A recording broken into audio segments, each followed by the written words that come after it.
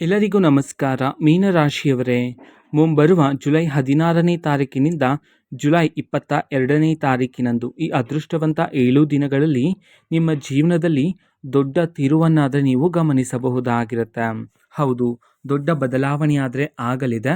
ಹಾಗಿದ್ರೆ ಬನ್ನಿ, ಏನೆಲ್ಲ ಬದಲಾವಣೆಗಳಾಗಲಿದೆ, ನೀವು ಪಾಲಿಸಬೇಕಾಗಿರ್ತಕ್ಕಂತಹ ಪ್ರಮುಖವಾದ 5 ನಿಯಮಗಳೇನು, ಇದರ ಬಗ್ಗೆ ಸಂಪೂರ್ಣವಾಗಿ ನಾನು ನಿಮಗೆ ಇದೇ ಒಂದು ವಿಡಿಯೋದಲ್ಲಿ ಮಾಹಿತಿಯನ್ನು ತಿಳಿಸ್ಕೊಡ್ತಿದ್ದೀನಿ.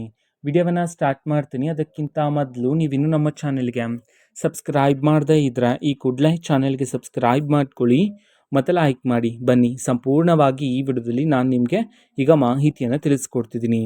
ಮೀನರಾಶಿಯವರೇ, ನೀವು ಹುಟ್ಟಿತಃ ಜಲತತ್ವವನ್ನು ಹೊಂದಿರತಕ್ಕಂಥವ್ರು. ಹೌದು, ಇದೇ ಜುಲೈ 16ನೇ ತಾರೀಕಿನಿಂದ 22ನೇ ತಾರೀಕಿನವರೆಗೂ ಈ ಅದೃಷ್ಟವಂತ 7 ದಿನಗಳಲ್ಲಿ ನಿಮ್ಮ ಜೀವನದಲ್ಲಿ ಭಾರಿ ದೊಡ್ಡ ಬದಲಾವಣೆ ಆಗಲಿದೆ ಅಂತ ಹೇಳಿ ಇದೀಗ ಜ್ಯೋತಿಷ್ಯ ಶಾಸ್ತ್ರದಲ್ಲಿ ಉಲ್ಲೇಖಿಸಲಾಗಿದೆ. ಹಾಗಿದ್ರೆ ಬನ್ನಿ, ಏನೆಲ್ಲ ಬದಲಾವಣೆಗಳಾಗತ್ತೆ ನೋಡ್ತಾ ಹೋಗೋಣ. ಮೀನರಾಶಿಯವರು, ನೀವು ತುಂಬ ಕರುಣಾಮಯಿಗಳಾಗಿರ್ತೀರ. ಹೌದು, ಯಾರು ನೋವಲ್ಲೇ ಇದ್ದರೂ ನಿಮ್ಮ ಕೈಲಿ ಸಹಿಸಿಕೊಳ್ಳಲು ಆಗೋದಿಲ್ಲ. ಅವ್ರಿಗೆ ಸಹಾಯವನ್ನು ಮಾಡೋದಕ್ಕೆ ನೀವು ಮುಂದಾಗ್ತೀರಾ. ನಿಮ್ಮ ಬಳಿ ಹಣ ಇಲ್ಲ ಅಂತಂದ್ರೂ ಸಹ ಬೇರೆಯವರ ಬಳಿ ಹಣವನ್ನು ಪಡೆದು ತಂದು ಅವರಿಗೆ ಸಹಾಯವನ್ನು ಮಾಡಲು ನೀವು ಮುಂದಾಗ್ತೀರಾ. ಅವರಿಗೆ ಸಮಸ್ಯೆ ಬರಬಾರ್ದು ಎಂದು ದೇವರಲ್ಲಿ ಪ್ರಾರ್ಥನೆ ಮಾಡ್ತಕ್ಕಂತಹ ಒಂದು ಕರುಣಾಮಯಿ ಹೃದಯವನ್ನು ಹೊಂದಿರತಕ್ಕಂತಹವರು ನೀವೇ ಆಗಿರ್ತೀರಾ ಮೀನರಾಶಿಯವರೇ. ಹೌದು, ನಿಮ್ಮ ಜೀವನದಲ್ಲಿ ಯಾರೂ ಸಹ ಇರಲ್ಲ ಯಾವಾಗ ಅಂತಂದರೆ ನೀವು ದುಃಖಿತರಾದಾಗ. ಹೌದು, ನಿಮಗೆ ಕಷ್ಟ ಅಂತ ಬಂದರೆ ನಿಮ್ಮ ಜೊತೆ ಯಾರೂ ಸಹ ಇರೋದಿಲ್ಲ ನಿಮಗೆ ಸಹಾಯವನ್ನು ಮಾಡೋದಕ್ಕೆ. ಬೇರೆಯವರಿಗೆ ಕಷ್ಟ ಬಂದರೆ ನೀವು ಮುಂದೆನೇ ಇರ್ತೀರಾ. ಅವ್ರಿಗೆ ಹಣದ ಸಮಸ್ಯೆ ಇದ್ದರೆ, ಅವ್ರಿಗೆ ಯಾವುದೇ ರೀತಿ ಜೀವನದ ಸಮಸ್ಯೆ ಇದ್ರೂ ಸಹ ಅವ್ರಿಗೆ ಸಹಾಯವನ್ನು ಮಾಡಲು ನೀವು ಮುಂದಾಗ್ತೀರಾ. ಅವ್ರಿಗೆ ಹಣದ ಸಮಸ್ಯೆ ಇದ್ದರೆ ನಿಮ್ಮ ಬಳಿ ಇರ್ತಕ್ಕಂತಹ ಎಲ್ಲ ಸರ್ವಸ್ವವನ್ನು ಅವ್ರಿಗೆ ನೀಡಿ ಅವ್ರಿಗೆ ಸಹಾಯವನ್ನು ಮಾಡಿ ಅವ್ರಿಗೆ ಕಷ್ಟವನ್ನು ದೂರ ಮಾಡ್ತೀರಾ. ಆದರೆ ನಿಮ್ಮ ಜೀವನದಲ್ಲಿ ಕಷ್ಟ ಬಂದರೆ ನೀವು ಸಹಾಯವನ್ನು ಯಾರಿಗೆ ಮಾಡಿರ್ತೀರೋ ಅವರು ಸಹ ನಿಮ್ಮ ಜೊತೆ ಇರೋದಿಲ್ಲ. ಇದನ್ನು ನೀವು ತುಂಬ ಬಾರಿ ಯೋಚನೆಯನ್ನು ಮಾಡಿದ್ರೆ, ಅದೇ ರೀತಿ ಇದರ ಬಗ್ಗೆ ಚಿಂತನೆ ಮಾಡಿ ಸಂಕಟವನ್ನು ಸಹ ಪಟ್ಟಿದ್ದೀರಾ. ಹಾಗಾಗಿ ಈ ಕಷ್ಟದ ದಿನಗಳೆಲ್ಲ ಇದೀಗ ದೂರ ಆಗಿ ಅದೃಷ್ಟವಂತ ಮುಂಬರುವ 7 ದಿನಗಳಲ್ಲಿ ನಿಮ್ಮ ಜೀವನದಲ್ಲಿ ಅದೃಷ್ಟದ ಬಾಗಿಲಾದರೆ ತೆರೀತಕ್ಕಂಥದ್ದು. ಹೌದು, ಸುವರ್ಣ ಯುಗ ಆದರೆ ಪ್ರಾರಂಭ ಆಗುವ ಯೋಗ ಇರ್ತಕ್ಕಂಥದ್ದು ಮೀನರಾಶಿಯವರ ಜೀವನದ. ಜುಲೈ 16ನೇ ತಾರೀಕು ಬೆಳಗಾಗ್ತಿದ್ದಂಗೆ ನೀವು ಎದ್ದ ನಂತರ ನಿಮ್ಮ ದೇಹದಲ್ಲಿ ಹೊಸ ಚೈತನ್ಯ, ನಿಮ್ಮ ಮುಖದಲ್ಲಿ ಹೊಸ ಕಾಂತಿಯಾದರೆ ಹೊಳಿತಕ್ಕಂಥದ್ದು.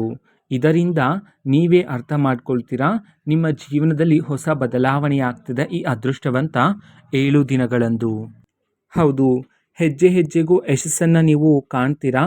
ನಿಮ್ಮನ್ನು ಯಾರ್ಯಾರು ಮೋಸ ಮಾಡ್ತಿದ್ರೋ, ನಿಮ್ಮ ಸೋಲಿಗಾಗಿ ಯಾರ್ಯಾರು ಕಾಯ್ತಾ ಇದ್ರೋ ಅವರ ಮುಂದೆ ತಲೆ ಎತ್ತಿ ನಡೆಯುವ ಕಾಲ ಆದರೆ ಬಂದಿರತಕ್ಕಂಥದ್ದು. ಅವರ ಮುಂದೆ ಗೌರವದಿಂದ ನೀವು ಓಡಾಡುವ ಕಾಲ ಆದರೆ ಬಂದಿರತಕ್ಕಂಥದ್ದು ಈ ಅದೃಷ್ಟವಂತ 7 ದಿನಗಳಂದು. ಹಾಗಿದ್ರೆ ಬನ್ನಿ, ಪ್ರತಿ ದಿನದಂದು ಅಂತಂದರೆ ಈ ಅದೃಷ್ಟವಂತ 7 ದಿನಗಳಲ್ಲಿ ಪ್ರತಿದಿನ ನಿಮ್ಮ ಜೀವನದಲ್ಲಿ ಏನೆಲ್ಲ ಬದಲಾವಣೆ ಆಗುತ್ತೆ ಹಂತ ಹಂತವಾಗಿ ತಿಳ್ಕೊತಾ ಹೋಗೋಣ. ಮೊದಲಿಗೆ ಜುಲೈ 16ನೇ ತಾರೀಕಿನಂದು ನಿಮ್ಮ ಜೀವನದಲ್ಲಿ ಬೆಳಗ್ಗೆ ಎದ್ದ ನಂತರನೇ ಹೊಸ ಶಕ್ತಿಯಾದರೆ ಸಂಚಲನೆ ಮಾಡ್ತಕ್ಕಂಥದ್ದು. ಇದರಿಂದ ನಿಮ್ಮ ಜೀವನದಲ್ಲಿರ್ತಕ್ಕಂತಹ ಎಲ್ಲ ಕಷ್ಟಗಳು ಸಹ ದೂರ ಆಗ್ತಕ್ಕಂಥದ್ದು.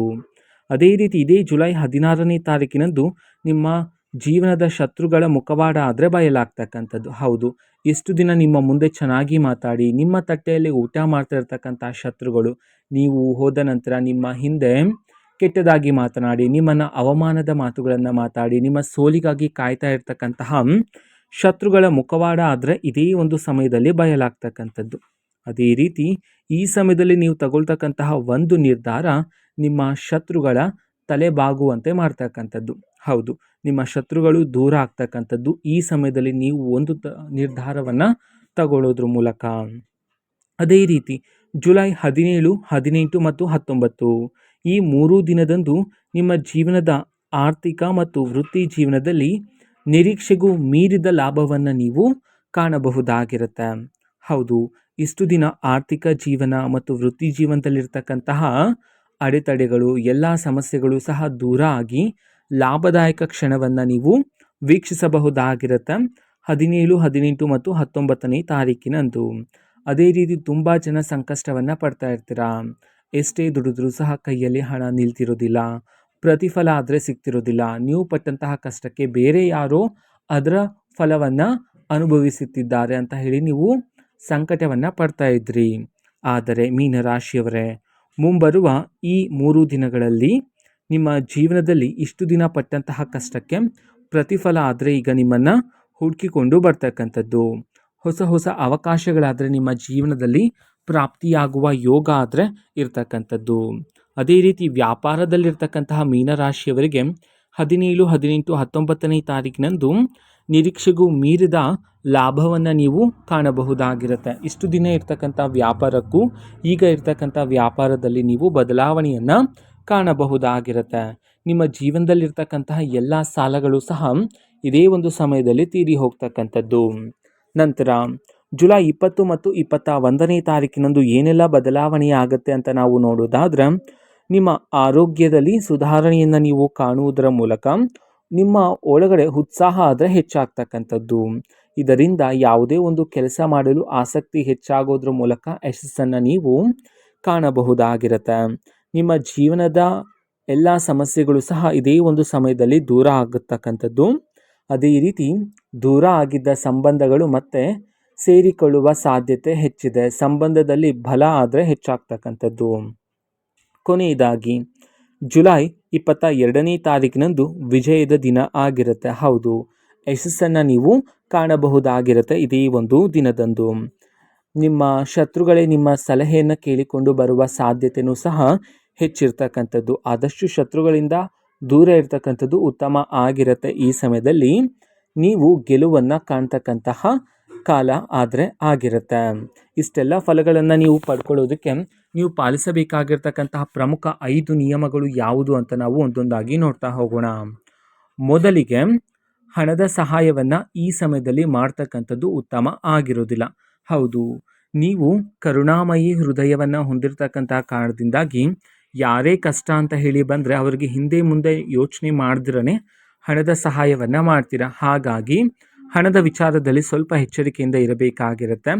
ನಿಮ್ಮನ್ನು ಸಹಾಯವನ್ನು ಕೇಳಿಕೊಂಡು ಬಂದಿರತಕ್ಕಂಥವರ ಪರಿಸ್ಥಿತಿಯನ್ನು ಸರಿಯಾಗಿ ಅರ್ಥ ಮಾಡಿಕೊಳ್ಳಿ. ಹೌದು, ಅವರಿಗೆ ನಿಜವಾಗಿಯೂ ಹಣದ ಅವಶ್ಯಕತೆ ಇದ್ದರೆ ಮಾತ್ರ ನೀಡುವುದರ ಮೂಲಕ ಸಹಾಯವನ್ನು ಮಾಡಿ. ಇಲ್ಲ ಅಂತಂದರೆ ಅವರಿಗೆ ಹಣದ ಸಹಾಯವನ್ನು ಮಾಡೋದು ಉತ್ತಮ ಆಗಿರೋದಿಲ್ಲ.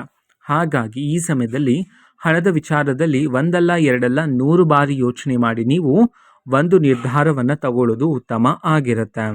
ಎರಡನೇ ನಿಯಮ ಬಂದ್ಬಿಟ್ಟು ನಿಮ್ಮ ಮುಂದಿನ ಯೋಜನೆಗಳನ್ನು, ನೀವು ಯಾವುದೇ ಒಂದು ಜಾಗದಲ್ಲಿ ಆಸ್ತಿ, ಮನೆ ಅಥವಾ ವಾಹನ ಖರೀದಿ ಮಾಡ್ತಿದ್ರೆ, ಯಾವುದೇ ಒಂದು ಸ್ಥಳದಲ್ಲಿ ಜಾಗವನ್ನು ಖರೀದಿ ಮಾಡ್ತಿದ್ರೆ ಈ ರೀತಿ ನಿಮ್ಮ ಮುಂದಿನ ಯೋಜನೆಗಳನ್ನು ಯಾರೊಂದಿಗೂ ಸಹ ಹೇಳಬೇಡಿ. ಮೂರನೇ ನಿಯಮ, ನಿಮ್ಮ ಒಳ ಮನಸ್ಸು ಏನು ಹೇಳುತ್ತೋ ಅದನ್ನು ಮಾತ್ರನೇ ನಂಬಿ. ನಾಲ್ಕನೇ ನಿಯಮ ಬಂದ್ಬಿಟ್ಟು ಇನ್ನೊಬ್ಬರ ಬಗ್ಗೆ ಯೋಚನೆ ಮಾಡೋದನ್ನು ಬಿಡಿ. ಹೌದು, ಯಾರೇನು ಅನ್ಕೊಳ್ತಾರೋ, ನಾನು ಆ ರೀತಿ ಮಾಡಿದ್ರೆ ಅವರ ಮನಸ್ಸು ನೋವಾಗುತ್ತೇನೋ, ಈ ರೀತಿ ಇನ್ನೊಬ್ಬರ ಬಗ್ಗೆ ಯೋಚನೆ ಮಾಡೋದನ್ನು ಬಿಟ್ಟು ನಿಮ್ಮ ಗುರಿಯ ಬಗ್ಗೆ ಯೋಚನೆ ಮಾಡಿ. ಕೊನೆಯದಾಗಿ ನಿಮ್ಮ ಶತ್ರುಗಳು ನಿಮ್ಮನ್ನು ಮೋಸ ಮಾಡಿದರು, ನಿಮ್ಮನ್ನು ಅವಮಾನ ಮಾಡಿದರು ಅಂತ ಹೇಳಿ ಅವರ ಜೊತೆ ವಾಗ್ವಾದವನ್ನು ಮಾಡೋದನ್ನು ಬಿಟ್ಟು ನಿಮ್ಮ ಮುಂದಿನ ಭವಿಷ್ಯ, ನಿಮ್ಮ ಗುರಿಯ ಬಗ್ಗೆ ಯೋಚನೆ ಮಾಡಿ ಸಮಯವನ್ನು ಇಲ್ಲಿ ವ್ಯರ್ಥ ಮಾಡೋದು ಉತ್ತಮ ಆಗಿರೋದಿಲ್ಲ. ಹಾಗಾಗಿ ಶತ್ರುಗಳ ಬಗ್ಗೆ ಚಿಂತನೆ ಮಾಡಿ ವಾಗ್ವಾದವನ್ನು ಮಾಡಿ ಸಮಯವನ್ನು ವ್ಯರ್ಥ ಮಾಡೋದನ್ನು ಬಿಟ್ಟು ನಿಮ್ಮ ಯೋಜನೆಯನ್ನು, ನಿಮ್ಮ ಮುಂದಿನ ಗುರಿಯನ್ನು ತಲುಪಿಸೋದು ಹೇಗೆ ಇದರ ಬಗ್ಗೆ ಯೋಚನೆ ಮಾಡಿದರೆ ಜೀವನದಲ್ಲಿ ಯಶಸ್ಸನ್ನು ನೀವು ಕಾಣಬಹುದಾಗಿರುತ್ತೆ. ಈ ಹಿಂದೆ ಹೂಡಿಕೆ ಮಾಡಿರ್ತಕ್ಕಂಥ ಹಣದಿಂದ ನಿರೀಕ್ಷೆಗೂ ಮೀರಿದ ಲಾಭವನ್ನು ನೀವು ಕಾಣಬಹುದಾಗಿರುತ್ತೆ. ಮೇಲಾಧಿಕಾರಿಗಳಿಂದ ಮೆಚ್ಚುಗೆಯ ಮಾತನ್ನು ಕೇಳ್ತೀರಾ. ದೇವರ ಆರಾಧನೆಯನ್ನು ಈ ಸಮಯದಲ್ಲಿ ಮಾಡೋದ್ರ ಮೂಲಕ ಹೆಚ್ಚಿನ ಫಲಗಳನ್ನಾದರೆ ನೀವು ಸಿದ್ಧಿ ಮಾಡ್ಕೊಳ್ತೀರಾ. ಇದು ಮೀನರಾಶಿಯವರ ಮುಂಬರುವ ಜುಲೈ 16ನೇ ತಾರೀಕಿನಿಂದ 22ನೇ ತಾರೀಕಿನವರೆಗೂ ನಿಮ್ಮ ಜೀವನದಲ್ಲಾಗ್ತಕ್ಕಂತಹ ಬದಲಾವಣೆಗಳ ಮಾಹಿತಿ ಆಗಿರುತ್ತೆ. ಮಾಹಿತಿ ಇಷ್ಟ ಆಗಿದ್ರೆ ನಿಮ್ಮ ಫ್ರೆಂಡ್ಸ್ ಆ್ಯಂಡ್ ಫ್ಯಾಮಿಲಿ ಮೆಂಬರ್ಸ್ಗೂ ಸಹ ವಿಡಿಯೋವನ್ನು ಶೇರ್ ಮಾಡಿ, ಜೊತೆಗೆ ಚಾನಲ್ಗೆ ಸಬ್ಸ್ಕ್ರೈಬ್ ಮಾಡಿಕೊಂಡು ಸಪೋರ್ಟ್ ಮಾಡಿ. So thank you, bye.